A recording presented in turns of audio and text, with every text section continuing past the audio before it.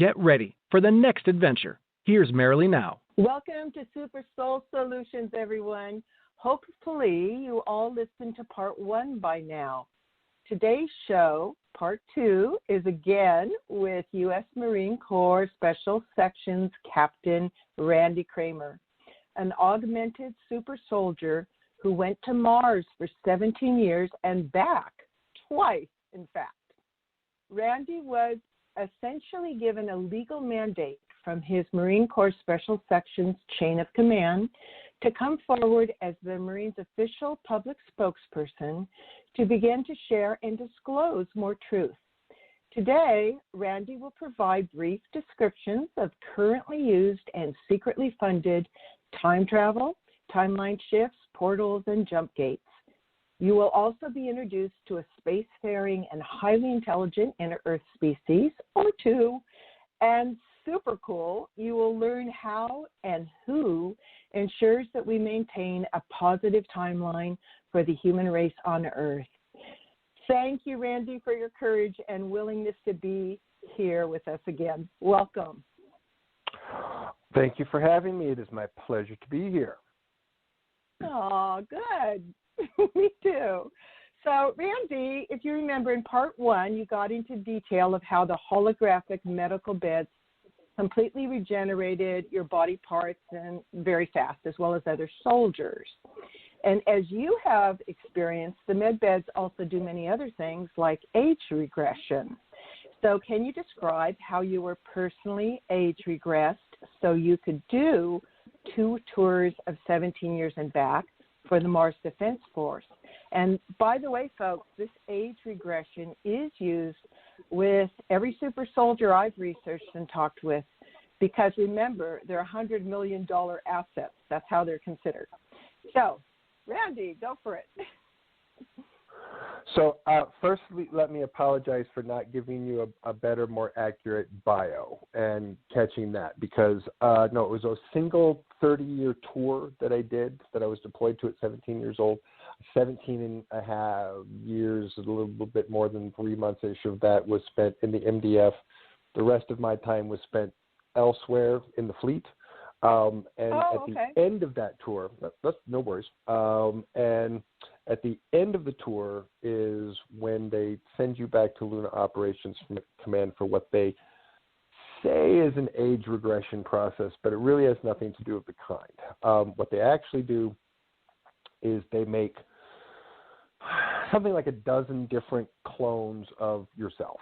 And the reason they make like a dozen of them is because even when you start with a proper sequence, you're growing something that is a living process of how it develops, and so you don't always get them right. And so if you make 12 copies, you're really going to get a few that are going to be kind of not, they're going to be throwaways, and then of the ones that you have left that you could use, you're really going to want to pick the best one.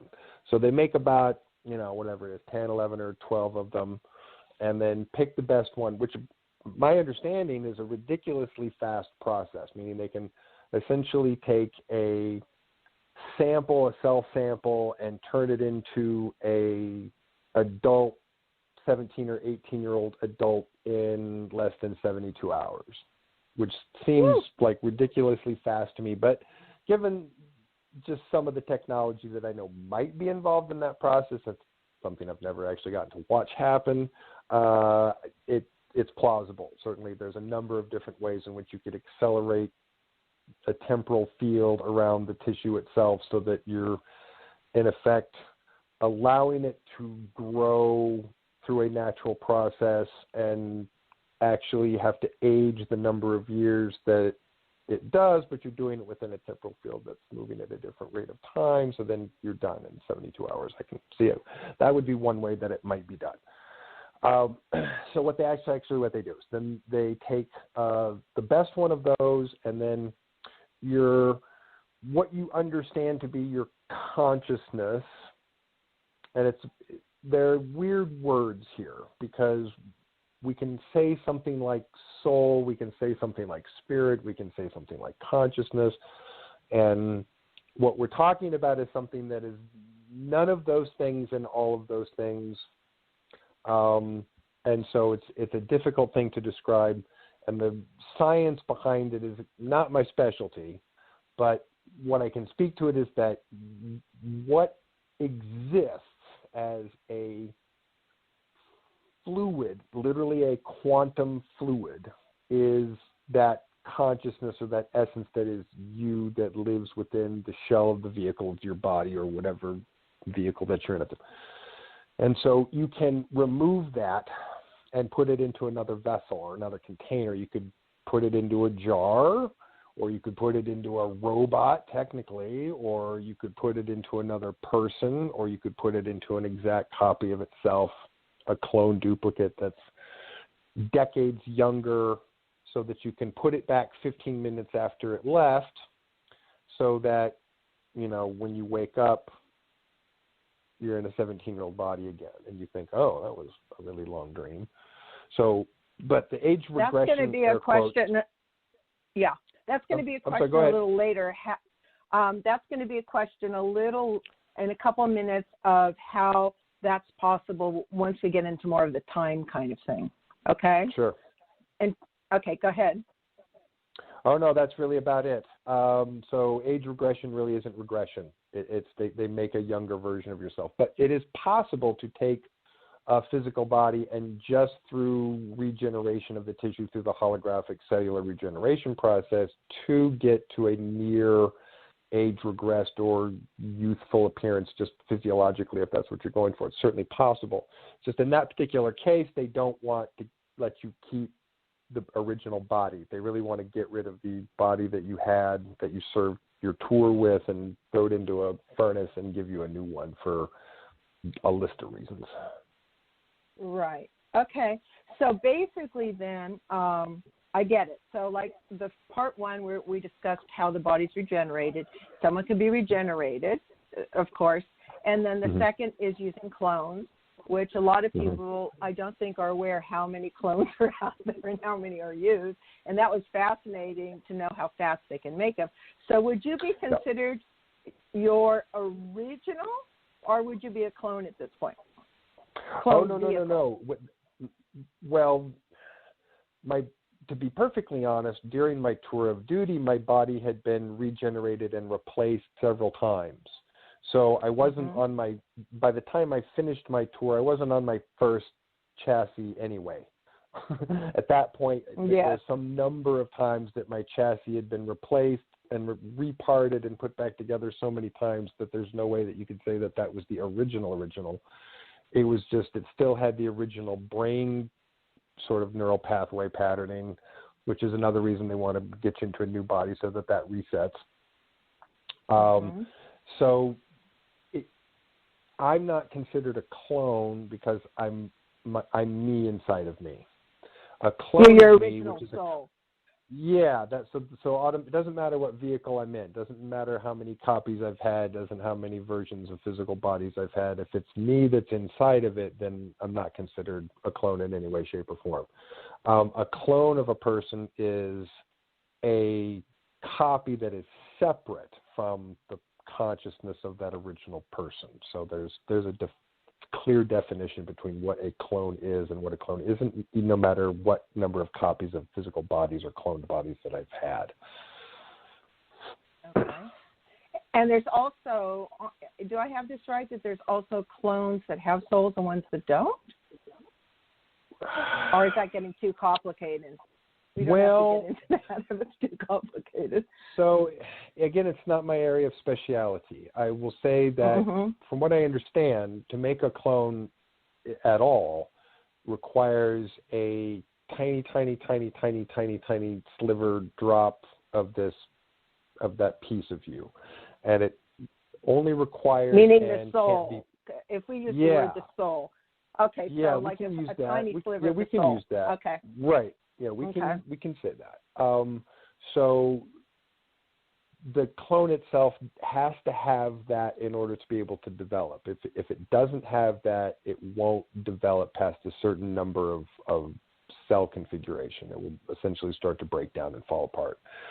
So, or what you end up with as a final product is so mentally retarded because there was no consciousness driving the formation of the brain tissue and so forth, and the sort of formative parts, which some people don't realize is necessary, then you can just end up with a really, really bad copy. So you put a teeny sliver in, but it doesn't effectively have its own conscience, its own understanding of morality, ethics, doesn't have your own memories or your own personality. It's really just not much more than a physical copy with a teeny, teeny, teeny, teeny part of yourself so that it can be operational. Now, again, because this is a quantum fluid dynamic that you can move from vessel to vessel, technically, there's really not much limit. Your soul is like this kind of is it plasma also? Kind of? Well, it's a quantum fluid. Plasmas are sort of considered to be a state of matter that is still molecular. A quantum fluid dynamic is something that is a fluid at a quantum level. So we're talking about like really tiny, subatomic particles that are held together in some kind of quantum fluid, which is ill-defined, even as I understand it scientifically. Like, there's really not sure what it's made of, other than that it has a volume, and you can essentially pump it from one vessel to another like you can any other liquid dynamic. It just happens to be, this quantum fluid. So essentially, theoretically, it is essentially limitless what and where you can move that soul from vessel to vessel to vessel. So whether, again, that's another clone. But again, as soon as the clone has a soul, well, it's no longer a clone. It's whoever that person is. Whoever that person is now that person in that physical shell. So a clone is technically only a clone as long as it doesn't have a soul in it. As soon as you put one in it, then it's no longer a clone. It's that person. Okay. Now, you technically could harvest souls from dead people or people who are about to die, and then put them in weird or other bodies. It'll be too much for the people. Right well, and I think I don't think much of the experimentation in that direction has been successful enough for it to be a thing.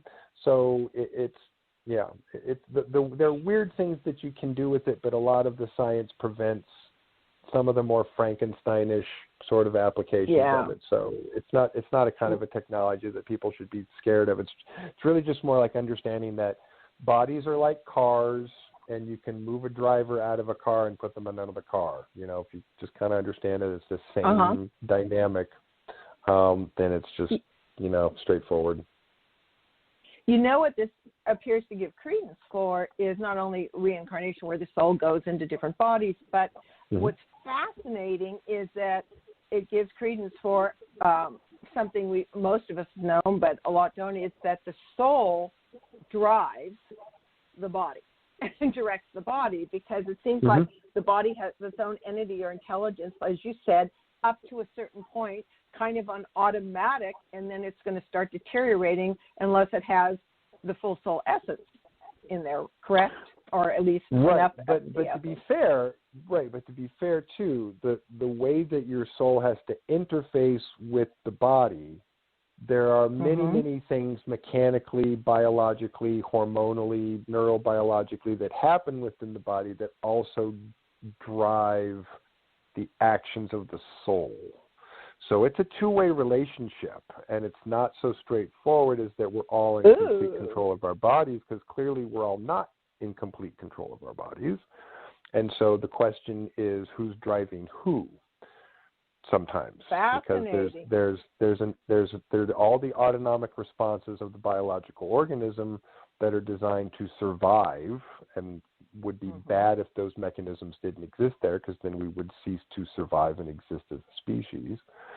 So, but those things, that's really a lot of the conflict of being a human being, between what we idealize, how we should feel, think, act, and then how we actually do, because we're interfacing with an organism that doesn't just turn left when we say left, or turn right when we say right. As we're going down the street and we say, hey, I want to go left, it says, no, I want to go right over here and have a beer. or whatever is driving the physical body to do something, which can be food, sex, alcohol, drugs, different kinds of, pleasure, even satisfaction. Cellular memory, right?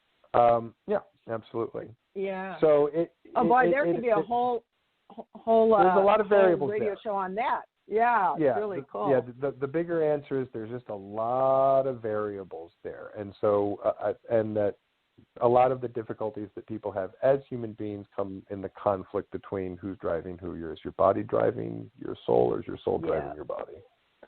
Yeah, for sure. I would agree with that. Yeah, and hopefully you can integrate well, too, which is always interesting. Yeah, that'll take us down a whole nother direction. Okay, so maybe we should get, so people understand kind of a little bit more about your full experience, we should get into, this will be so easy for you, Randy, one of the most complicated subjects on time travel technology. And if you can kind of, simplify regarding portals, wormholes, jump gates a little bit, and that would be useful for people before we go on.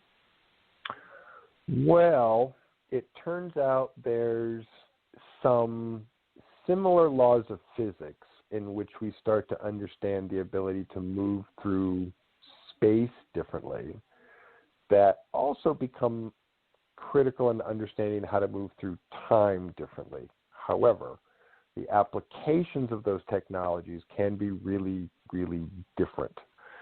So, for instance, wormholes typically move an object from one point in space to another. And the technology that you use to open a jump gate portal from one place to another in space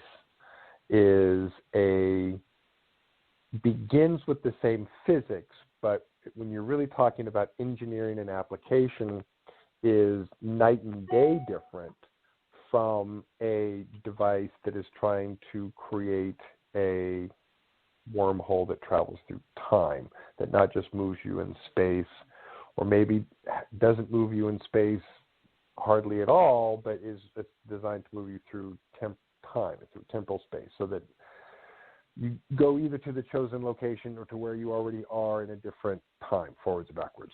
And then that starts to get into all the weird sort of physics of timelines, and do they merge? Are they separate? Do they all happen at once? Which I'm going to also be asking you, down the line. Yeah. Some of those answers I can answer because I've taken the class, but not because it's my best subject. But so you'll know more than most.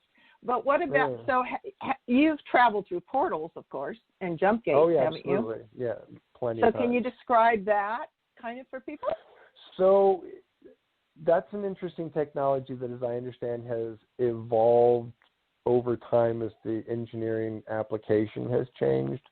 So, for instance, the first jump gate that I ever jumped through had no color to it. It appeared not right to say that it appeared black. It appeared in the absence of color, to have the absence of color. I could faintly see what appeared to be a spiral in like UV spectrum, because my eyes can see a little bit in the UV spectrum.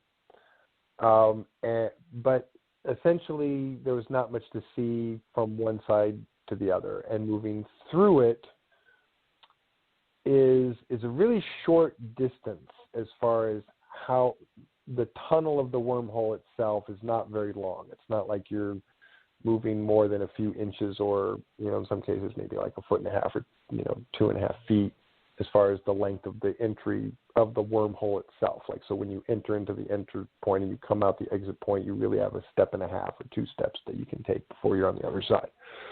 But what happened in the first types of wormholes or jump gates that we used, or that I jumped through, is there's a disorientation point where your inner ear gets completely scrambled, and even though nothing is changing in what your physical body is doing, no change in your orientation, no change in the rate at which your physical body is moving through space changes in any way, shape, or form, but your perception of it does, and you can't see for the second or second and a half that you're in the tunnel, the wormhole itself, because the rest of your eyeballs cannot perceive what's happening with the light because all the light is moving in one direction faster than you can see it. So you think that you're spinning around and around and around and around and around and around, but you're not. You're still walking. And so you're trained to take a firm, approach as you go through it so that you don't just step into it, but that you are walking firmly in a forward direction so that no matter what happens in the disorientation period, you will continue to walk forwards and come out the other end. And then depending on how many times you've done it, depends on sort of what the recovery time is of that disorientation when you come out the other side. By the time Fascinating. by the time I finished my tour of duty, they had a jump gate, wormhole, doorway, portal that was really like looking through a door or a window that you stepped through, and there was no disorientation, and the light was not being ripped through it in one direction, so you couldn't see what was happening. You absolutely could see the other side as if it were just a doorway in space standing in front of you, just like in the movies. Mm-hmm. So I know in the old days with Andrew Basiago, there were, of course, and there's been all kinds of accidents experimenting with wormholes and portals and jump gates. Oh, yeah. But he said, if I remember right, he said he actually had to train himself to hold his breath. And he also said at first you got a little, I don't know what the term would be, vertigo or seasickness or something. Mm-hmm. That's the kind of disorientation you're talking about, yeah. And then in the bunny, go ahead. No, I'm sorry. Go ahead.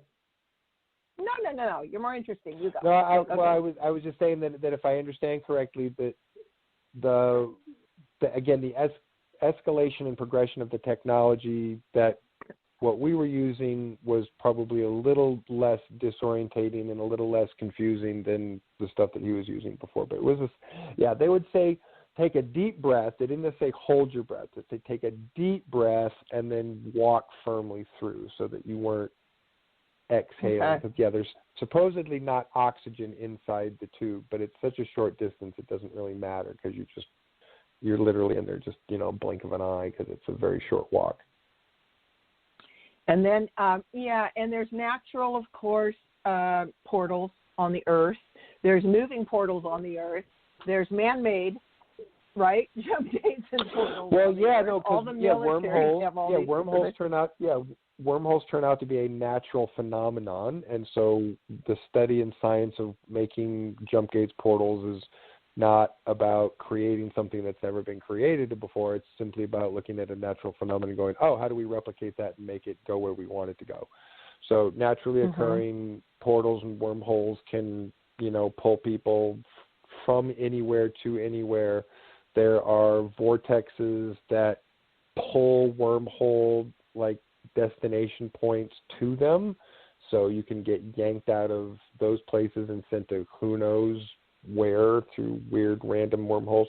There have been a number of interesting cases of pilots who have reported being on track, flying to a destination from one point to another, and basically seeing a white, bright flash of light and a cracking sound, and then ending up hundreds of miles off course and having to, radio in and be like, where the heck am I? And have exactly tell them you're hundreds of miles off course within a second. Yeah. So, but those are things that have happened not even anywhere near the Bermuda Triangle. Some of those events have occurred in places where there's no known like weird vortex, geomagnetic, electromagnetic time-space distortion activity. So it's a phenomenon that can just occur if you happen to walk into one randomly that you can't see because they're invisible to the naked eye. So whatever the odds are that as they randomly pop in and pop out, and some of them obviously don't stabilize, they're not there for much longer than a blink of an eye, like what are the odds that you might walk into one or that the fact, or what are the odds that as you're sitting in a chair, if statistically one were to pop into your personal space, into your bedroom, let's say, and then blink out 2 seconds later and you didn't see it, you'd never know otherwise because you were sitting in a chair the whole time and not in any danger of interacting in any way, shape, or form. So right. It's a natural phenomenon that we've learned to replicate. And there are some species and races who've done amazing with even more advanced uses of the technology. There are ways to do it mentally, psionically, different ways of using frequency modulators to, create the end point and the beginning point. And it's not like there's one way to do it. Yeah.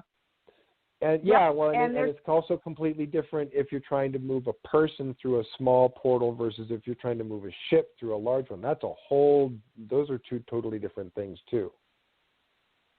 Mm. And what you were describing, another term I think is used for it is time slips. I studied that all through history. There's been time slips where people move through and then they end up in the Civil War time, like weird stuff, right? Yeah, there's some genuinely bizarre cases of especially people popping in and out of places that don't speak the language or speak some other language that there's no reason why a person who, speaks that language should have ended up in that place randomly at that time, confused and unaware of, how to communicate or get, anywhere from where they were going. It just seems to absolutely just pop in and out. It's a strange phenomenon, and there's lots of reports and lots of cases that are not well documented, and some well documented cases, and certainly well documented in the certain that if it happens to a guy in an airplane, there's flight logs, there's FAA flight logs, there's FAA communication to the tower, there's radar that says, we're tracking this guy here, and then all of a sudden he's off radar, and then he radios in, and he's over here tracking 500 miles away. So that's evidentiary data that actually happened. So most of the incidences are not well documented, but it's a weird natural thing that happens all the time. And some people, and there's leftover remnants, right? Something, portal, someone there long time ago, they never really deactivated or turned it off. Maybe they just sort of took away the thing that made the door open, and they thought, we're good. No one will be able to open that door again. But then, maybe it opens up, or someone figures out how to open it up, or cracks it open, or anyway, it's a weird phenomenon. All kinds of weird shit can happen. It is. It's really amazing. And as you and I both know, so many covert programs are there in a second to pick up all those parts are out of place and time parts, though, because they have to change the whole history books on that one. Oh yeah. So obviously, anything weird like that pops up, someone's gonna show up and shush it. Like, well, it's me. Don't talk about that. Yeah, that's cute. Okay, so I totally agree, and this is so fun to talk about. So for 10 years, the other super soldiers I've talked with, no matter what military branch or corporations, they all lead double life, and they often go to school full-time as kids, and then at night being taken off for secret advanced training for fighting extraterrestrial beings, in your case to protect Earth, other planets, asteroid bases out in space. So Randy, I don't think most people know that for you, it started at 5 years old as one of 300 children. No.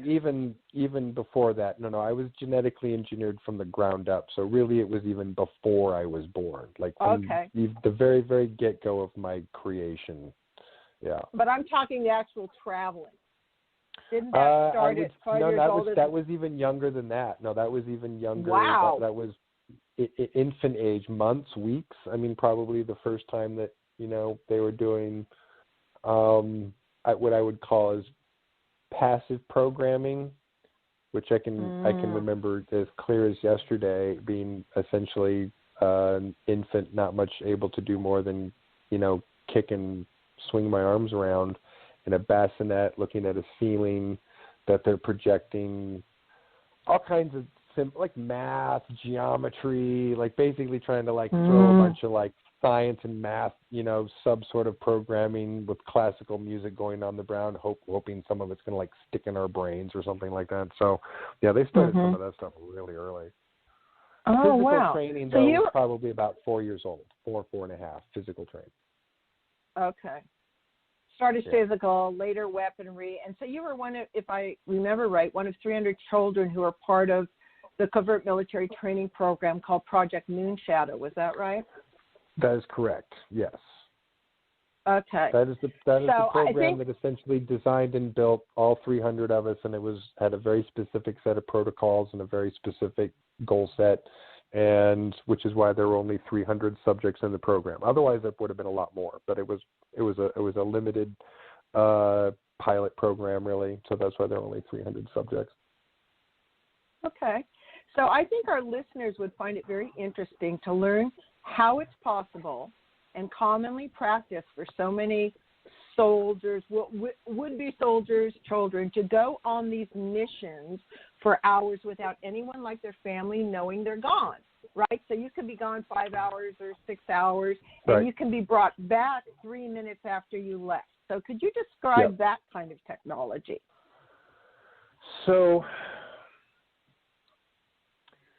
basically there are certain, let's call them drive systems for spacecraft, which also have the ability to fold space and time. So the craft itself doesn't just have to worry about slipping through one space and time, or in space, but also through time if it wants to. But that's not how every spaceship works. Not every spaceship has a drive system that affects time-space in the same way. But there are types of drive systems that do. So when you have a drive system that can do that, that vehicle has the potential, but not necessarily the ability without proper engineering to actually do time travel. Okay, so it has to be a specific type of vehicle that has a specific drive system and is also engineered to travel through time. So of those vehicles, there are a limited number. And so when they need to move people through time, like have a group of subjects, soldiers, that they're like, all right, we have to have all of these people back, 15 minutes after we, took them away for a training session, and they're all going on a normal linear clock, right? So they're saying by this amount of time when they're done, then within an hour after that, we need to have them on board this vehicle, and we need to be able to transport them back to their locations where we can, just pop them in, boom, boom, boom, boom, right back where they go, and have it done in, less than an hour, because you have a limited amount of time that you can have these vehicles doing what they're doing, and it's going to take a lot of really careful planning. So if you think about air traffic control has this very specific and completely complex way of making sure that planes don't crash, so that they land at the right time, so that someone else isn't landing at the same place at the same time, and that everyone's, in sync with using the runways at the right time and using the gates at the right time. Doing the same thing with time travel is just a little more complex, but it's essentially the same kind of math. You're basically just having people who are coordinating this movement in such a way that nobody runs into each other. If you can do that, if you can run that system, and again, a very efficient system of temporal traffic control can do that, just like a very efficient system of air traffic control can do that with no accidents, then everyone can get back to the place that they need to be 15 minutes after they left, because you have a system that runs more smoothly than a Swiss watch, and is simply doing so not just spatially but temporally spatially, so that you're also keeping into that larger calculation of making sure no one collides with each other, what the times are. And as long as you make sure, and as long as you do it right, and nobody runs into each other, and no one touches each other, then you don't have, weird paradoxes that end time and space, which I don't think that actually happens. But the guys at Time Corps, when they, give the lecture in the class on temporal mechanics, they try and scare the crap out of you and say, if you ever have the opportunity to participate in a temporal anomaly, do not shake your hand, do not touch yourself, do not hug yourself, do not touch another person. Don't do it. Meaning running into yourself. Yeah. I know a doctor friend of mine who did that, and he passed out, and he lost his mind for 3 months. Yeah. Yeah. So before I don't think it ends. Yeah, I don't think it ends all time and space like they scare you, but I think the consequences are severe. And so they just want to terrify everybody and not have to explain it and just go, don't do it. Yeah. So you mentioned time card. You gave away one of the coolest things, so let's blend into that. How about sharing, explaining a little bit about timelines, and then share who manages the timeline to help keep us stay on a positive timeline trajectory and how that works, okay? Sure. So we have, I guess, and when I say we, I just mean we as Terrans, as Earthlings, have our own division of temporal management called Time Corps. So this is a group of people that is made up of absolutely the smartest people in the freaking world, because it literally takes a brain capacity that is higher than most people's to be able to comprehend how you have to do these temporal calculations. And it just takes a certain high freaking IQ to do it. And there's totally a curve in the smarter you are, the more you have a chance of being able to grasp temporal mechanics. And if you're just not bright enough, the harder it's going to be for you to even contemplate things moving not linear in time. So there's a direct kind of IQ relationship with people being able to understand temporal mechanics. So this is an organization made up of the smartest people in the world. Smartest people. And they're called Time Corps, right? They're called Time Corps. Yeah. Now they do coordinate with a larger intergalactic organization of time managers. So, but they are not necessarily a part of some kind of cohesive intergalactic universal, time management organization. It really becomes beholden upon civilizations that develop time travel technology to then become sort of responsible to manage their own, temporal management system of the area of space which they're responsible for, and certain people get tasked with that. And there's an approval rating process that happens with the intergalactic temporal management people. And so when people act outside of that, which does happen, it usually doesn't happen for long, because the temporal managers in the universe will eventually get around to it. Essentially, because they have time. Well, because they have the power, they have the infinite power of time. They really have the ability to do whatever they want to do in whatever amount of time that they need to do it in, without ever thinking or worrying about running out of time, because effectively having that level of management control over your temporal space means that you just don't even have to worry about the same things that people who exist in the linear time stream have to worry about it, and how you choose to interact with that. And so their management system is operated primarily, I am to understand, by what they call a system of nudging, meaning their ability to look at the time streams and see things or events or people that play a part in those things or those events that need to occur to allow other things to occur, or to increase the probability that those other things will occur. So a lot of things, as far as if you really wanted to nudge something in time, that isn't about coming back and killing someone, or coming back and blowing up, a power plant, or doing something anywhere remotely radical like that. But it really often comes down to, if you understand the nuance of it, nudging the right person to do or not to do one thing. And if you understand the process and the mechanisms well enough, and you know how to pick that one thing out, then the nudge becomes paying that person a visit and saying, hey, I give you a little nudge here, because it might just be important for your own personal destiny and the destiny of the world that you live on, and good luck with that. We just want to figure we'd let you know. And apparently their process about that is incredibly honest. They're not manipulative or coercive. They don't disguise themselves and try and use weird subterfuge to make that shit happen. If they decide that you need a nudge, they will literally have a person appear in your bedroom in the middle of the night, sitting in a chair, wearing an environment suit, that will introduce themselves and explain who they are and why they're there. and explain why the particular nudge they're attempting to give you is important and why that particular action that you take or not take is important, not just for you, but for other people. And they're just incredibly straightforward about that. And that's kind of their major process of nudging. So what they do, so what I'm meant to understand, their headquarters, where they are based right now, which is a weird thing to say about people who are time travelers, but is somewhere about mid-21st century. So somewhere, let's say somewhere between about 2047 and 2052 somewhere. So I'm not even going to give the year of what I might know that it might be.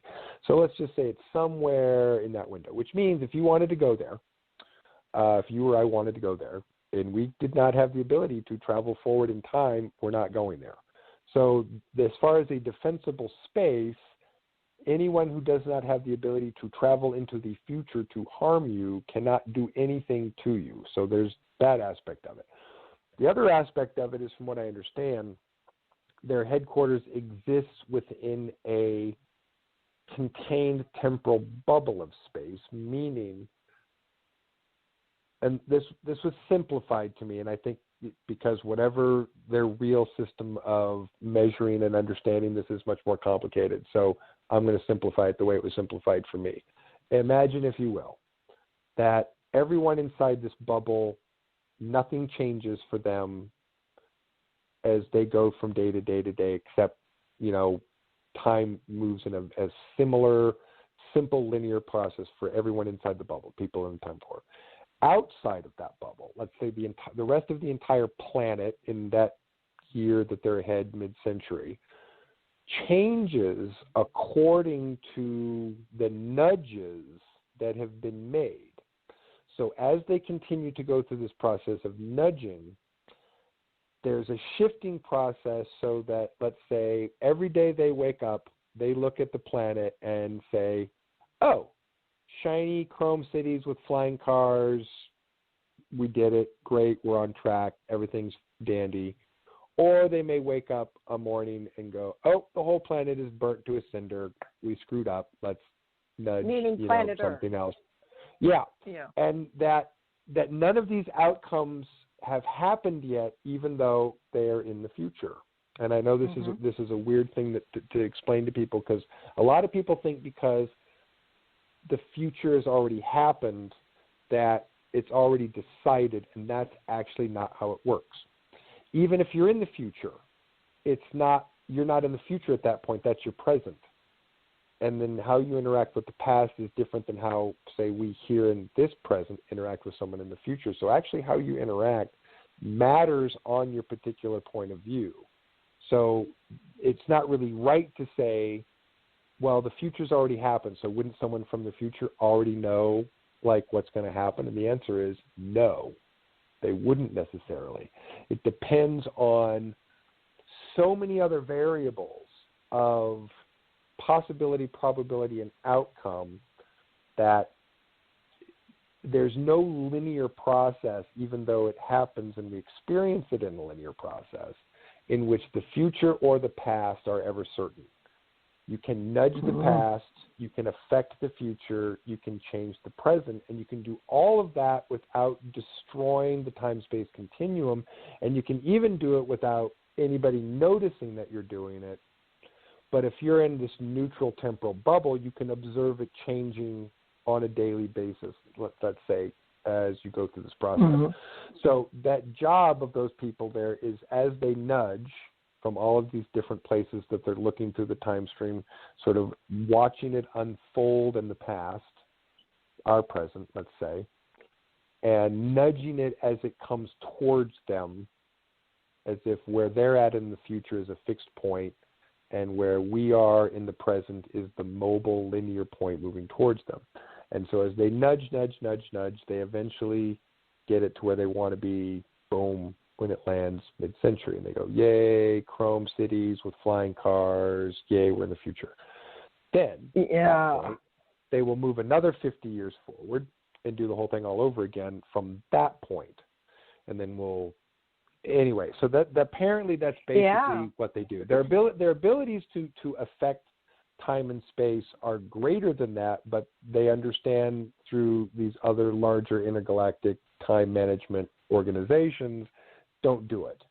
Just don't do it. The negative consequences for using a baseball bat when you're trying to, do something with temporal mechanics is very unwise. You want to use the most delicate scalpel that you can, and making these very tiny adjustments and very tiny nudges, because really radical things can happen if you nudge too hard. So it's a game and science of nuance, from what I understand. Less is more. And I've heard of these bubble realities before. In fact, some of during wartime and stuff out in space, some of these characters know how to hide within bubble realities. And didn't you describe like how you do that? Like you go up to describe just really quickly how you, I don't want to give it away, but how you get into a bubble reality for people. You know what I mean? Like you go up to it and punch kind of through, and that makes sense to you? I don't know that I would say that it works like that. It's more like inflating a balloon where there isn't one. And that once you inflate that balloon, the space within the balloon becomes the pocket. And depending on where you want that pocket to be temporally or spatially is something that you can decide when you make the balloon that's not there. Cool. Yeah, it's a weird kind of process, but it can be done spatially, it can be done temporally, and you can adjust the temporal coefficient within that balloon. So if you're within that temporal bubble, time can either be moving slower or faster than everything around you, depending on what you want to set the temporal coefficient at. Okay, and isn't it also like we got so many different military secret space programs experimenting with timelines, jumping, all that. They've done that for at least 70 years, but hundreds of thousands probably. And they've caused collapsing of timelines, right? And so do you want to explain to people what happens when what the time core does in those situations? Well, that's another interesting and very misunderstood concept. So collapsing timelines doesn't necessarily come from someone making a mistake or using an experiment that went wrong. Collapsing timelines actually is a thing that, again, happens naturally and organically like wormholes. So it's just that we live in an era where information is so accurately and massively stored that we have the ability to check, double check, and recheck that data in a way that we can see these anomalies a bit more than you could 100 years ago. The system of recording information of newspapers, telegraphs, letters, like, major or even semi-minor, like collapsing or merging timeline factors might go completely unnoticed by the larger general public. Or in some cases, people see something differently and they just tell themselves, oh, I guess it's always been that way. Well, I guess my memory's wrong. Right, exactly. That actually happens too. Yeah, I mean, if you walk past a statue every day in the center of town on your way to work, and it's a guy on a horse with raising a sword, on his right arm, and then one day all of a sudden it's a guy on a horse raising the sword in his left arm, and you're like, wait, wasn't that the right arm? And then you convince yourself, well, no, that can't possibly be right. How could that have possibly changed? No one changed the statue. I just must have that backwards. Well, how could that happen? Don't I feel dumb? And then move on from it, because to sit there and try and explain that somehow something that you've seen every day is now completely physically different without an explanation of it, how it could have occurred, your brain's just going to find a way to be like, nah, dude, you had it wrong. Your brain was backwards. Instead of asking the serious, trying to do some kind of serious investigation on how the arm changed, you go around and start asking people.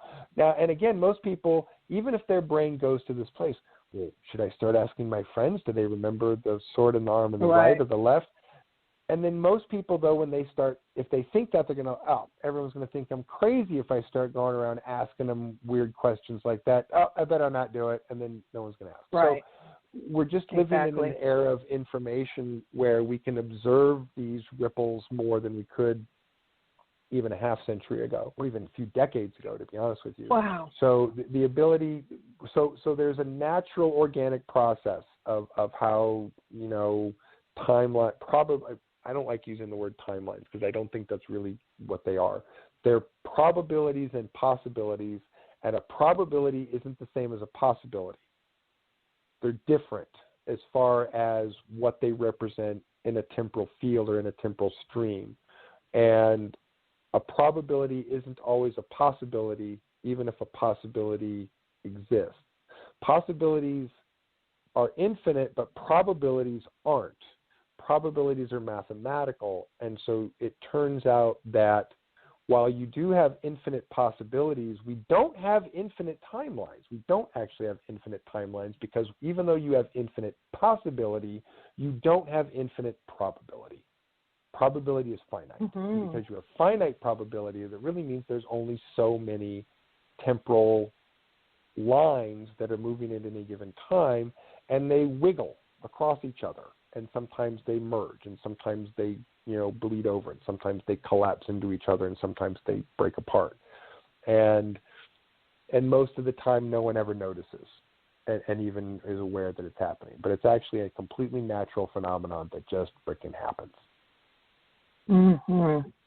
Now, there can cool. also be effects that also affect that from, like, somebody messing with the time-space continuum or screwing with time. That can also happen. But it's there is a completely natural, organic reason for most of it. Are they using quantum computers for that to help out?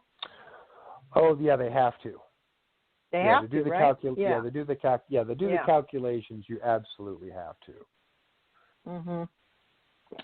Wow. Well, you complicated, subjects, and you've done a great job of explaining it. I'm sure most people will be listening to this like 3 or 4 times because so much is involved.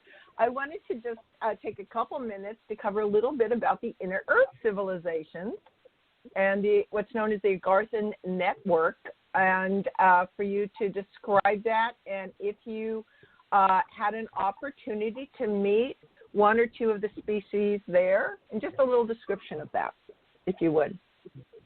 Ooh, a little description? Wow. Well, Okay, so essentially, go ahead. The lava pockets, magma pockets underneath this, what we consider the surface of the Earth, is actually really varied, meaning there are large pockets that are hundreds of miles in diameter, which when you're thousands of feet or miles below this crust of the Earth, or this what we consider to be the surface of the Earth, is very possible because the structure of the planet that is holding everything together is really this gigantic honeycomb, not a liquid core. It's a honeycomb, and it changes temperature. So there are places in it which are hot and magma flowing at almost all the time, but that can change over thousands of years. They're cooling pockets. They're giant pockets that, melted out and heated out thousands or hundreds of thousands or millions of years ago and then have cooled off. And then there's a certain amount of subterranean biological life that kind of just lives down there as far as microorganisms, non-intelligent insects and so forth. So there is a kind of this own habitatable ecosystem that kind of naturally occurs. But as soon as someone decided, hey, on the surface here seems kind of shitty, let's go down a bit, and they find one of these caverns and they go, oh, you know what? This needs some more plants and a sun, and so let's put an artificial fusion device in the ceiling so that the plants will grow and that we can there's plenty of water, and then we can create essentially a subterranean, fully contained ecosystem. So once somebody figured that out a long time ago, hundreds of thousands of years ago, then different species that lived on the surface of the Earth went down. And so there's insectoid species that was evolved and developed on the surface of the earth that moved down. There's a reptoid species, or what sometimes people refer to as a saurian, dinosaurian species that developed, Raptors? Raptors, millions of years ago that eventually moved underground. And then we have extraterrestrial visitors that came also throughout time along the way that were like, hey, we should set up shop underground. And some also who were looking for new places to live that were like, we don't really live on the surface with the monkeys. Let's go live in an underground pocket. We'll be much happier there. And then you have, sort of the surface dwellers. Oh yeah, stinky surface dwellers. And then you have sort of, like the post-Atlantean disaster in which you had, people scatter, to the corners of, new civilizations around the world, as well as those who also went underground, who went subterranean. So everyone who sort of lives down in that area we call the Agartha network. So it's a certain distance down. There are access points that are near on the surface, but the actual Agartha system, as we consider it, is, at least 2.5, sort of 3 miles down. And then it is, a massive, again, system of tunnels. And again, not all of them habitable. Some of them are toxic, methane gas, ammonia gas. You die if you tried to walk through the caverns in there. And some of them, again, have been terraformed, for lack of a better word, into completely habitable spaces, and have been civilizations that have been thriving there for hundreds of thousands of years.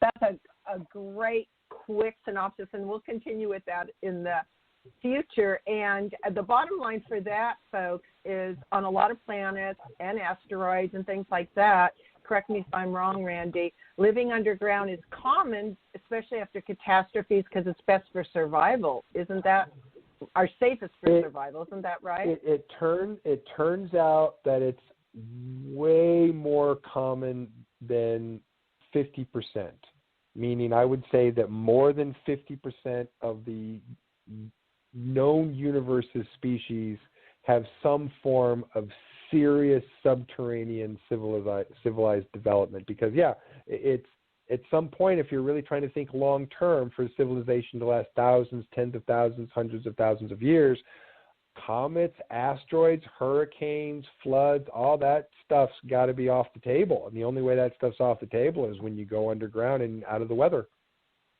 Yeah. So, Randy, we're coming to the end here. And so can you please give people your contact info, your website, where they can sign up for your private sessions, and also that you have online upcoming psionic, which is brainwave training classes coming up online. Could you tell them where to go for that? Sure. My new website is covertspacecowboy.com, and all the updates that we're going to have and links for the classes that are coming up, for the psionics class coming up, and links to people who want to have consulting appointments are all there. Everything that we do will be let people know via there. Well, there's a Facebook page, a Captain Randy Cramer Facebook page. People can also look that up if they want. And I've got some other social media accounts, but I haven't started using them yet, so I guess I should use them. Yeah, you should.